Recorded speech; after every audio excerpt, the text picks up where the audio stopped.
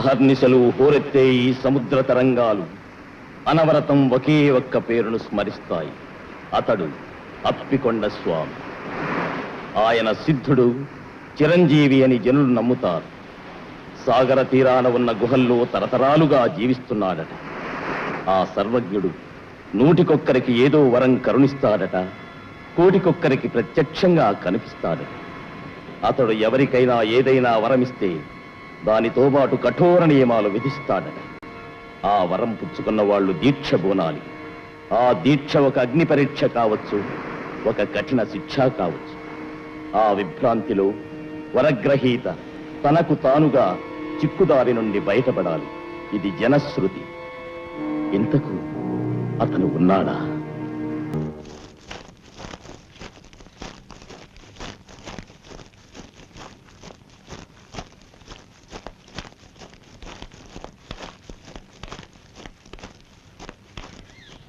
మళ్ళీ తిరిగి వస్తానేమో చూడు.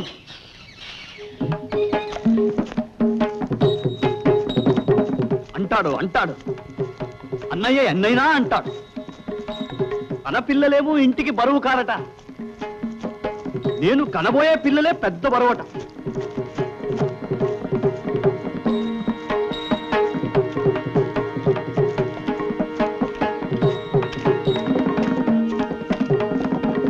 పౌరుషం లేని దద్దమలాగా ఈ పరశురామయ్య పడి ఉంటాడనుకున్నాడా?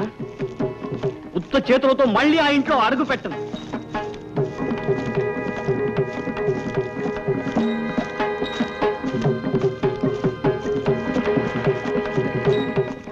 గడిస్తాను, రెండు చేతులా గడిస్తాను. అందరూ చెప్పుకునేటంత గొప్పవాణ్ణి అవుతాను.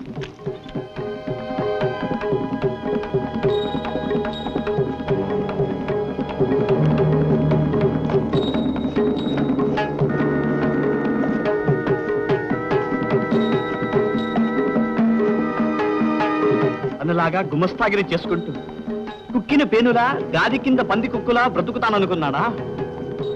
మహారాజులా బ్రతుకుతాను, మహారాజులా. నేను ఆ పరశురామయ్య గారి అన్నగారినండి అని నా పేరు చెప్పుకోవలసిన రోజు వస్తుంది. అప్పుడే అమ్మ గుండెల మీద బరువు తగ్గుతుంది.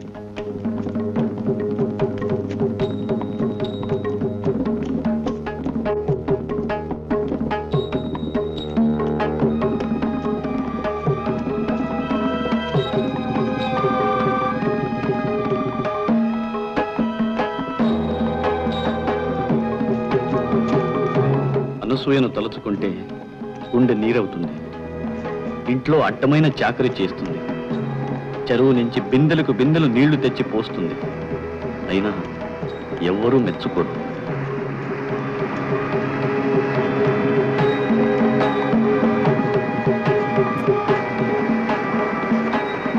రాత్రి అది మాగదిలో ఇలా అడుగు పెట్టగాని అన్నగారి బుసబుసలు, వదిని గారి రుసరుసలు. ఏం వాళ్లలాగా మేము ఆలుమగలుమేగా. మేము కాపురం చేస్తే కళ్ళల్లో నిప్పులు పోసుకుంటాం.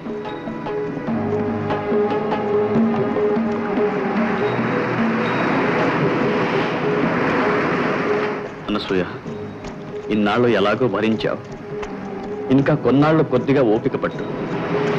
నేను తిరిగి వస్తాను. పెద్ద లోగిలి కట్టిస్తాను. నీ కష్టాలు గట్టెక్కుతాయి. ఒంటి నిండా పీరు పువ్వుల్లా నగలు పెట్టుకుని నువ్వు మహారాణిలా వెలుగుతావు.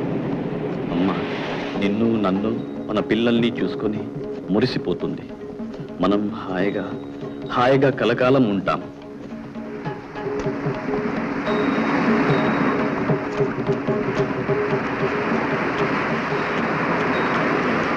పరశురాముడు, ఎక్కడికి వెళ్తున్నావు?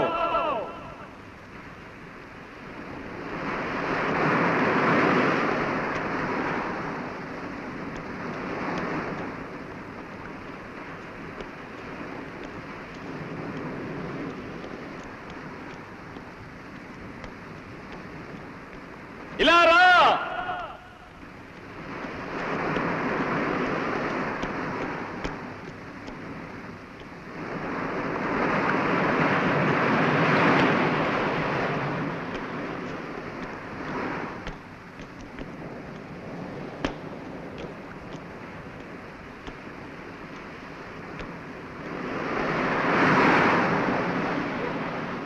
ఎక్కడికి వెళ్తున్నావు?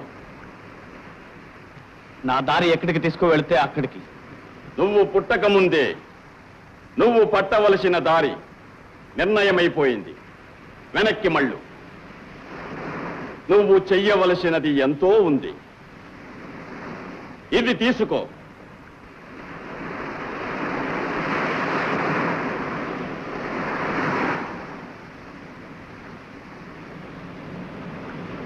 ఉన్నవన్నీ అందరికీ ఇవ్వగా ఇది ఒక్కటే మిగిలింది. చాలా జాగ్రత్తగా వాడు. సాన మీద 7 సార్లు అరగతీసి గంధం తీయాలి. ఆ గంధం నీళ్లలో కలిపి ఇవ్వవలసిన వాళ్లకు ఇవ్వాలి. ఇస్తే కడుపులో ఉన్న పిండం కరిగిపోతుంది, గర్భం విచ్ఛిన్నమైపోతుంది, పాపం తొలగిపోతుంది. కానీ హెచ్చరిక, నువ్వు బ్రహ్మచర్యం పాటించాలి. ఇది నా ఆదేశం. బ్రహ్మచర్యం పాటించకపోతే దీని శక్తి పోతుంది. జాగ్రత్త, జాగ్రత్త, జాగ్రత్త.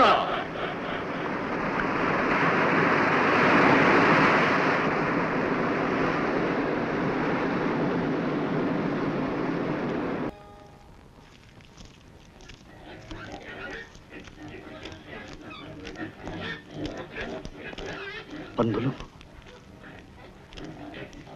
అపశకునం. ఏమిటి అపశకునాలు శుభశకునాలు? ఎందుకు ఒకదాని తర్వాత ఒకటి కనపడుతున్నాయి? పాపం అనసూయ, ఇక దాని బతుకు మరీ బండబారిపోతుంది.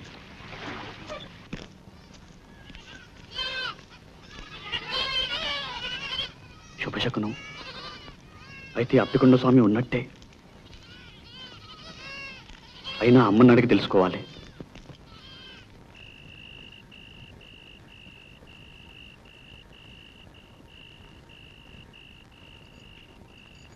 ఎక్కడికి పోయాడో పిచ్చి తండ్రి. ఎక్కడికి పోతాడు? కడుపు మాడితే వాడే వస్తాడు.